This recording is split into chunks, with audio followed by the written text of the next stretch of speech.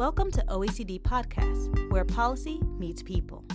New Zealand's Prime Minister Jacinda Ardern was in Paris earlier this month for a global summit on online violent extremism.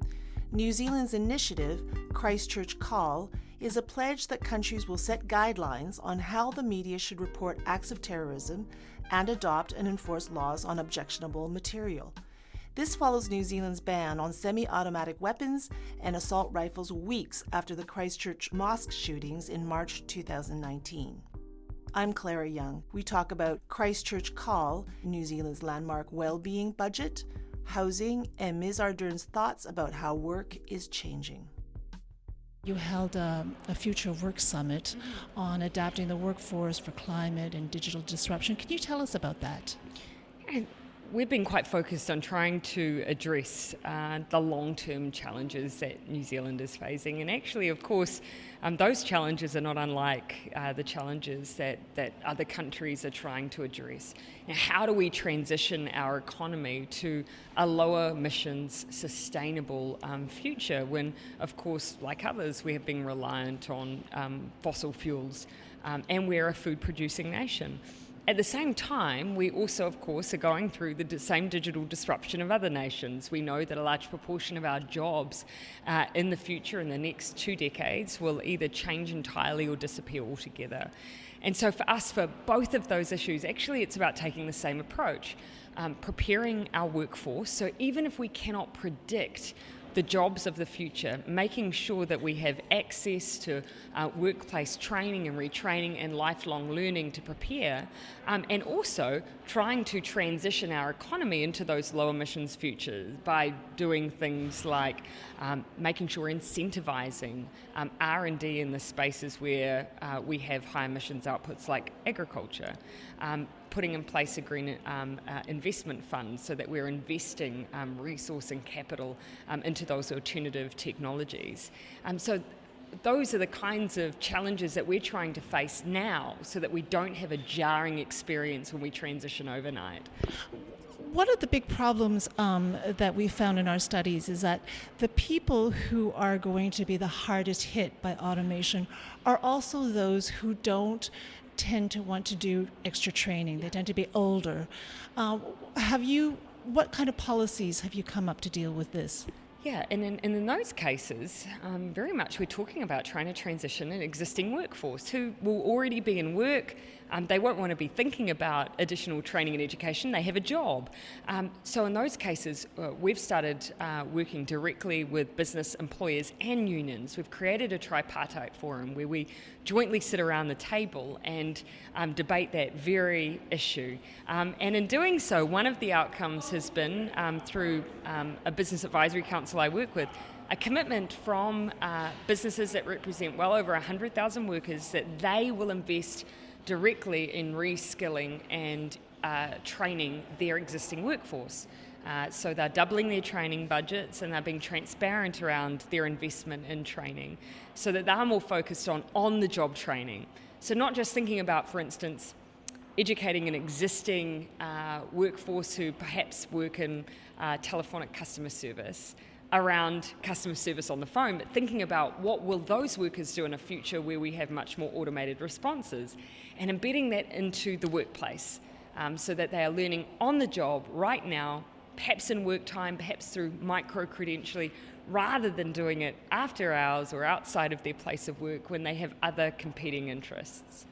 Can you tell me about your well-being budget? Yeah, of course. It's actually a really simple premise.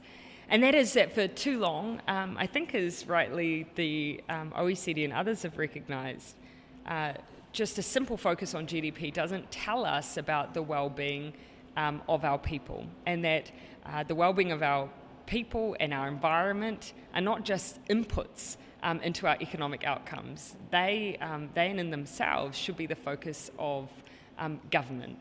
And so we have now something that's been developed by our Treasury, a living standard framework that looks at different measures essentially of success. Now, we're not just looking at those measures and acknowledging they exist now and saying it's interesting data. We're trying to use that to change our decision making. Well, so what kind of measurements are you looking at when you say of success? Like what, for example? Well, of course, if we think about, for instance, poverty is a good example, child poverty. I'm the Minister for Child Poverty Reduction, so I'm particularly focused on this area. We have now put in legislation which means that we report publicly on how many children in New Zealand are living in poverty. And each year when we deliver a budget, we won't just talk about our fiscal forecasts, we will also report on the number of children who are living in poverty and our progress against targets to reduce it.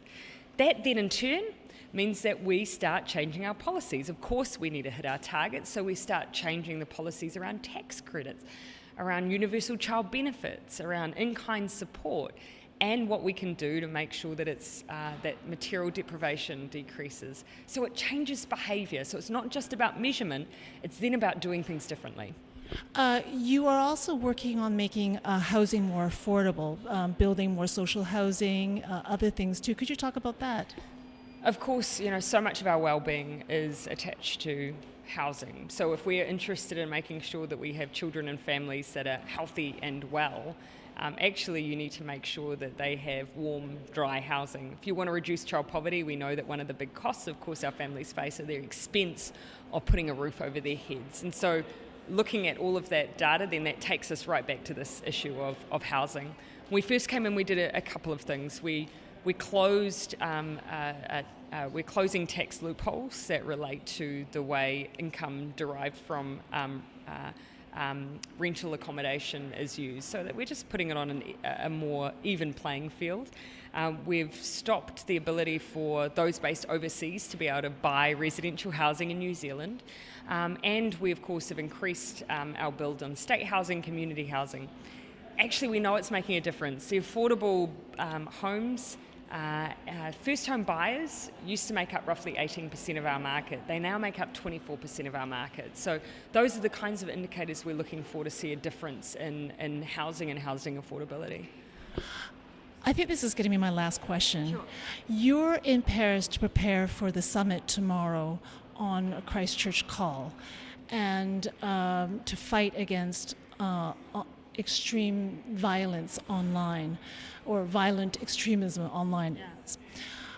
I want to ask you, why does that effort have to be an international one? We know that in New Zealand's experience at least, online platforms were used as a tool for this act of violence. Individual countries can regulate themselves. They can regulate their own domestic environment, but these are actually the global tools, and so it does require a global response. That's what the Christchurch Call is all about. It's the beginning, it's certainly not the end, and it is going to take ongoing work between both governments but also companies. Thank you very much. Thanks a lot. To listen to other OECD podcasts, find us on iTunes, Spotify, Google Podcasts, and SoundCloud.com/OECD.